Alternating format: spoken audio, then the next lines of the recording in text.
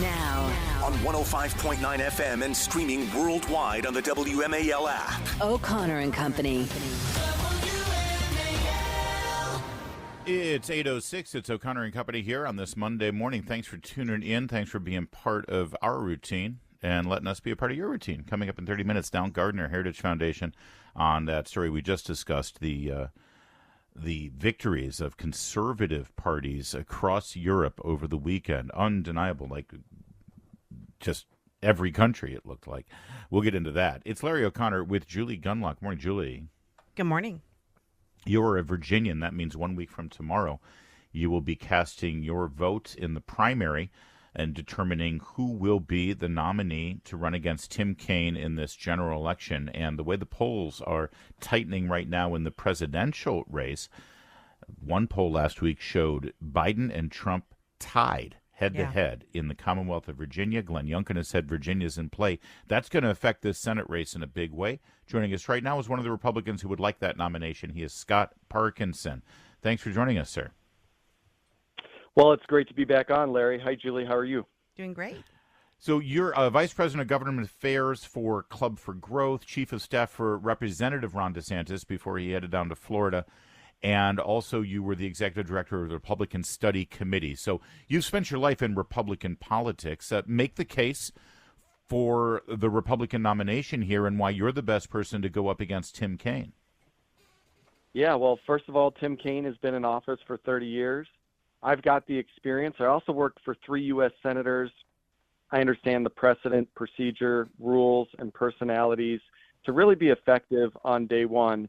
And the United States Senate, we don't need somebody that has on-the-job training. We need somebody that can get in there and fight back for our freedoms. We know that there's going to be a major debt limit negotiation right at the beginning of 2025 when the so-called Fiscally Responsibility Act expires. We know that there's going to be important executive branch and judicial nominations to confirm for President Trump. I've got that experience working at the highest levels of government, and I'm ready to take Tim Kaine on to adjudicate his radical record. You know, some people, just playing devil's advocate here, I was a longtime staffer up on Capitol Hill and then have worked in sort of nonprofits around D.C. similar to you. And some people would say that's disqualifying. We want people who have not been in this D.C. scene. And you've got some significant competition here with Hung Cao and Eddie Garcia and many others.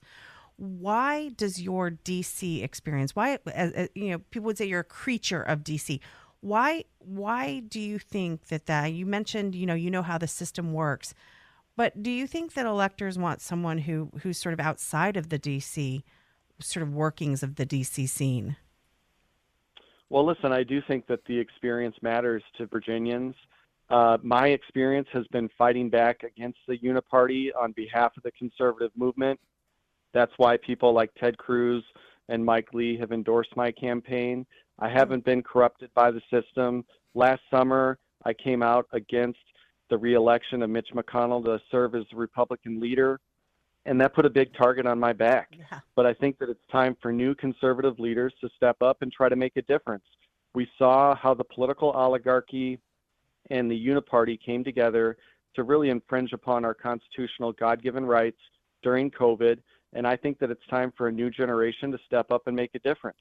I've got almost 19 years experience in public policy, and I think that it's important to make sure that people understand what these big issues are, whether it's the Tax Cuts and Jobs Act, working with President Trump in 2017 to get that done when I was at the RSC, or if it's working on deregulation or, other economic policies like spending to end inflation.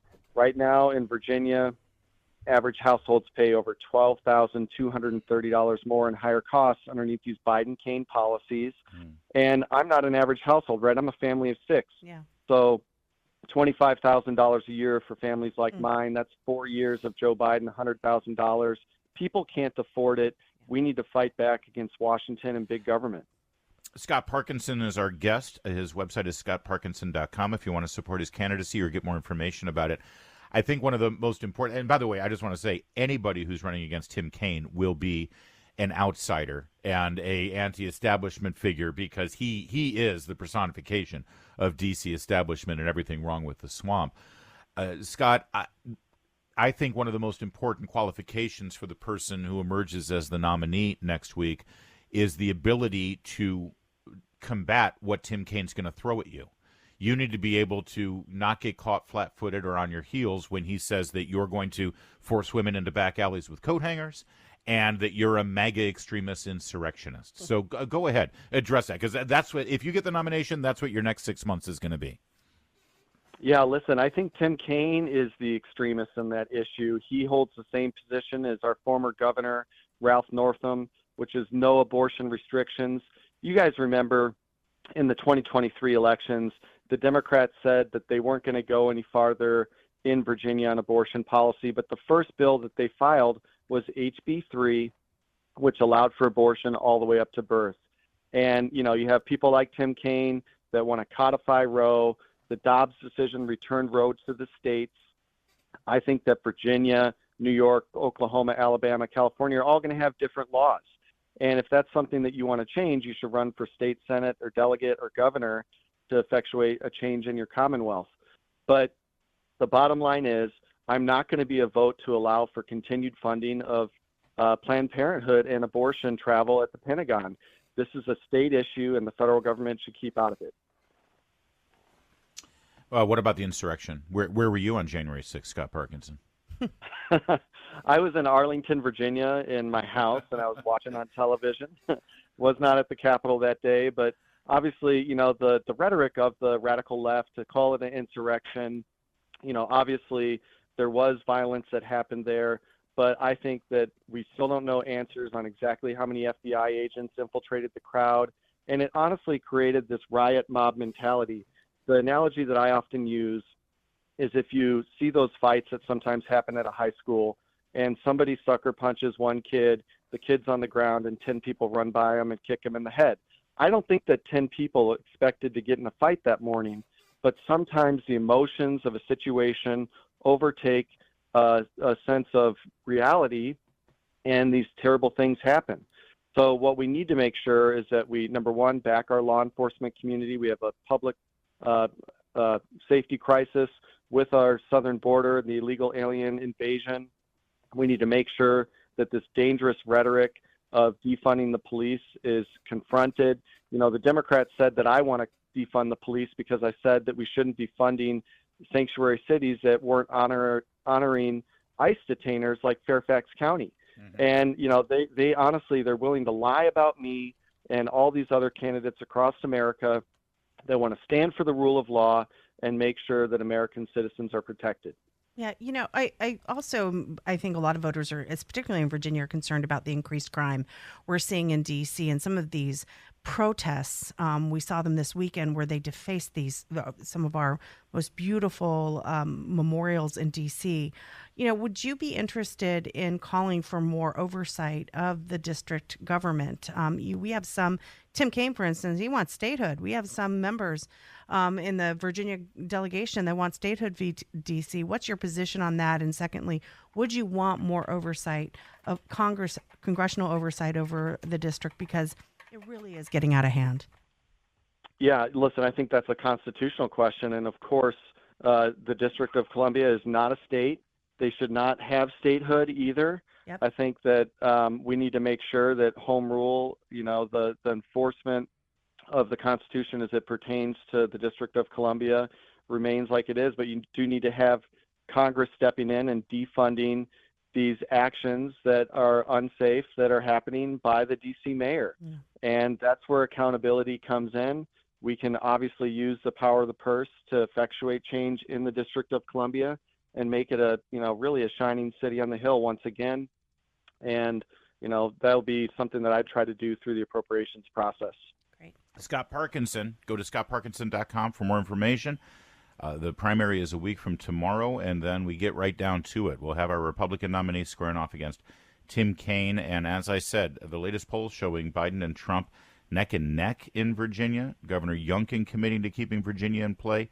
This Senate seat should be up for grabs as well, and it's going to be a hell of a campaign. Scott Parkinson, good luck and get out there, keep knocking on doors. All right, thank you. Real Clear Politics has it as a toss-up. We can win. There you go. He's all over the Real Clear Politics stuff. Download the WMAL app to stream us for free. I'm not going to lie. I don't know if this technically qualifies as critter news, Julie Gunlock, or if it's a sports update, or it's a tales of crazy people. Yeah, mental health Update, analysis. Yeah. But there's a viral TikTok video of a 16-year-old young woman who participates in the international dressage competition. Now, I remember, didn't Mitt Romney's wife compete in dressage, and she was Probably. getting, Rich people do these things. Yeah, you get on a horse, you dress up fancy in the little tuxedo, and it's you not jump a tuxedo. over. It's and you jump over. I did this when I was young, and you sorry. jump over. Your horse jumps over these little Little jumps. fences. Yes, little fences. And you sit up really straight, and the horses, like, they're kind of fancy. Yes. They trot Yes. when they bring their little knees. I'm doing a Yes. little thing with my front legs, my hooves. Yes. I'm doing that whole thing, and it's and you're right. It looks kind of and people would Looks say very British.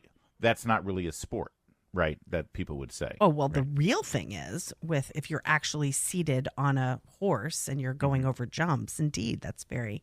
This is not that, though. Well, that's the thing. I'm sort of letting the reveal happen. This is dressage, I guess, but it's not a real horse. It's done in a gymnasium, and you use basically like a hobby horse that your 3-year-old would. Weird. Your 3-year-old would run around the family room pretending to be the Lone Ranger. Yeah, like on a broomstick. Yeah. It's basically a broomstick, but instead of the broom, it's a head of a horse. It's got a head of a horse. It's like a Godfather My situation. kids had them. Yeah. Yeah, exactly. And but there's like judges. This is a thing. It's a thing? I guess it's Europe, so how real can it be? Okay, apparently no. Our wonderful producer has put in their hobby horsing. Oh no! But it's little kids. Yeah, but they're all who do children. They're all little kids. They're little kids, which is also weird. It's according to Wikipedia, it originated in Finland, naturally. Of course. A sport with gymnastic elements, which uses hobby horses, also known as stick horse, also known as a stick with like a Godfather head on it. Movement sequences similar to those in show jumping or dressage are partly simulated in courses without real horses being used. Well, this is the cheaper version of because dressage is very expensive. Can I just say the young lady in this video? She's 16. She's 16. She did her routine on a hobby horse, and then she is convulsing on the floor, hyperventilating and near tears, acting like she just ran a 2-minute mile. There's just something wrong with this. And she's angry because people have said, this is easy. This isn't a real sport. And so she put up this video of her hyperventilating after competing to sort of prove that it's indeed a sport, not that she's insane. This makes her look more insane. Yeah, this is me after my routine. I was passing out, couldn't breathe, almost throwing up, dizzy, shaking, whole body burning in pain. These are all signs of mental illness. Can I just say, you know how I know this isn't a sport, Julie? Do you know how I know this isn't a sport? I'm pretty confident that with a week's worth of training, I could do exactly what she's doing here. And that proves that it's not a sport because I am no international athlete, okay? This is just bonkers. Yeah. Hobby horses originate Finland, 2002. Attracted around 10,000 10 to 18-year-olds by 2017, according to the AP. If you can't afford a horse or you don't want to deal with the poop, I guess it's there's other sports. You could go on a jog. You could go run. This poor young woman. Imagine going out on a date, and so what do you do? What's your hobbies? What are your interests? Well, I run around a gymnasium with a hobby horse. Okay. It's like, how fast is that guy out of that restaurant? This is like, it's like Roadrunner doing the zoom down the road. It's this woman took it way, way, way too seriously. According to Horse and Hound, I love that. Do you remember that from? Yes. Do you remember that from Notting Hill? Yes. According to Horse and Hound, it said that the UK horse hobbying takes place occasionally as a novelty charity fundraiser or at the pony club, but that it's more likely to be seen as a bit of fun at a school play. Someone didn't tell this girl. It's a punchline. Someone didn't They say it's not a serious competition. Oh, they need to isn't. break it to this girl. Oh, no, let's not. God knows what she might end up doing. It's so there you go, hobby horsing. If your kid is bugging you, saying, I want a pony, just get him a stick. Yeah. Show him the video. Say it's a real thing. Enjoy. There you go. It's 8:23. If you're not hobby horsing this summer, you're probably planning some outdoor activities. This week is a great week to do it, too. Hiking and kayaking, swimming, going to the beach. I mean, Julie, what? You like how I wrapped this in? I really love this. I mean, since I lost my weight with Copair, I can hobby horse with the best of them, all right? I also can now hobby horse. Thank you, Copair. Yes. For letting me hobby horse at the professional amateur level. You know, I would not have been able to hobby horse before I started Copair. Now, On 105.9 FM and streaming worldwide on the WMAL app. O'Connor and Company.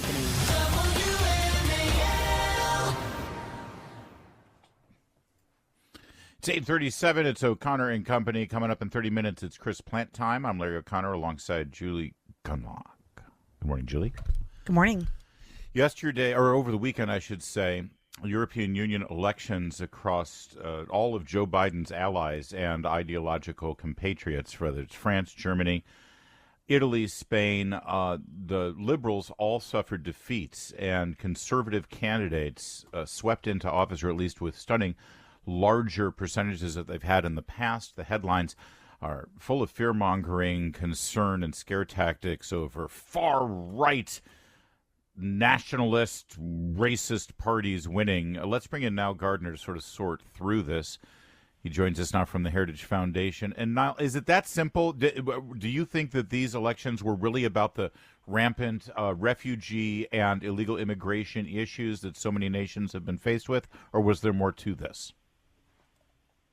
Good morning. Great to be on the show today, Larry. And with regard to this weekend's election results in Europe, nothing short of a political revolution, I think, in Europe, and a very bad day, of course, for the socialist ruling elites in many parts of Europe, and a huge blow, of course, to the likes of Olaf Scholz in Germany, Emmanuel Macron in France. Also, of course, the left suffered big defeats in countries such as Spain, Italy as well. I think that in terms of the key issues here, firstly, of primary importance was the issue of mass migration in Europe. Mass migration, illegal migration, a rejection of the open borders philosophy of ruling liberal elites. I think that was critically important. I think, secondly, there was a big rejection of far left environmentalist policies, a rejection of net zero policies that have been advanced across the European Union. And I think that across Europe, millions upon millions of voters have had enough of all of these left-wing environmental regulations. Thirdly, this was a rejection as well of the idea of a European Union superstate. Eurosceptic parties did extremely well across Europe. A fundamental rejection of the idea that the European Union should be increasingly centralized. So I think overall, very positive developments really in Europe. And this also, I think, bodes well for conservatives in the United States as well. This has been a big political revolution in Europe that we've seen over the last couple of days. And I think that this is not good news, of course, for Joe Biden and the White House. And I think they'll be very nervous looking at the results across the Atlantic. Yeah, you know, one interesting thing about this movement to the right in Europe seems to be more popular among young voters. Italy, Germany, Sweden, Austria, Portugal, Netherlands. This seems to be most popular among 18 to 30-year-olds. I find it really fascinating because if you look at U.S. universities, it seems to be the reverse of what's happening in the United States. How do you explain that? Yeah, that's a great point. And it's very significant that in many European countries, younger voters are rejecting left-wing ideology and they're moving rightwards. And you're seeing that especially in places such as France, Italy, the Netherlands, Spain. And I think that this is really contrary to sort of conventional wisdom. Yeah. The expectation is that younger voters are always going to move leftwards. Well, that's not the case in many European countries, and I think that younger voters in Europe, especially, are very concerned about issues such as mass migration, rising levels of crime.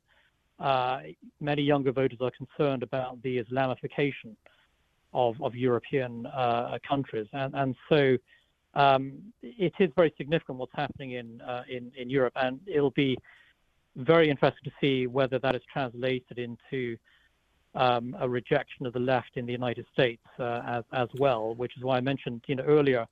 I think the Biden White House is going to be very concerned about the trends that they're witnessing in Europe right now, because it has implications for the U.S. as well. Are you seeing in this, and let me just pull on that thread a little further now, Gardiner, are you seeing this as sort of a precursor and an opening act for our election in the same way 8 years ago Brexit sort of surprised everybody and now is sort of seen as this sort of canary in the coal mine about the American election that year?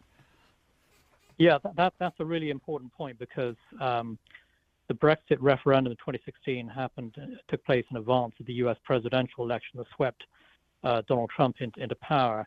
And I think that some of the sweeping changes that you're seeing in Europe right now, I think, are a good indication of the winds of change that are sweeping through the United States. Also, a lot of the same issues are being debated and discussed in Europe. And this does bode well, I think, for Donald Trump, who is campaigning very heavily upon border security, controlling mass migration, the two biggest issues in Europe today.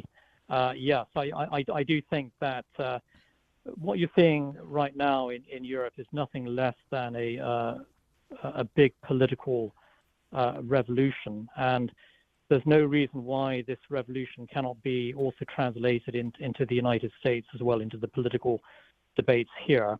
Yeah. I do think what's happening in Europe is very significant for the future of the U.S. as well. Border security, immigration policies, and inflation, the top issues. It's almost like Joe Biden was running all of those countries in Europe as well. Now, Gardiner, we have to leave it there, but it's always great to talk with you, sir. Thanks for joining us.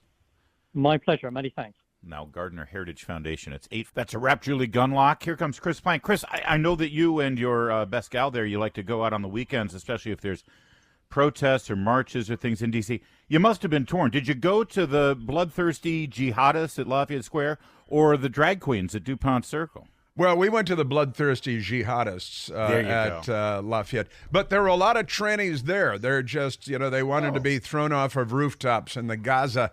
And we were offering plane tickets. But yeah. There had been something. It's the communists. I got their paper right here. There it is, the Party for Socialism and Liberation behind Bring Down the U.S. Empire. That's I've got it right here.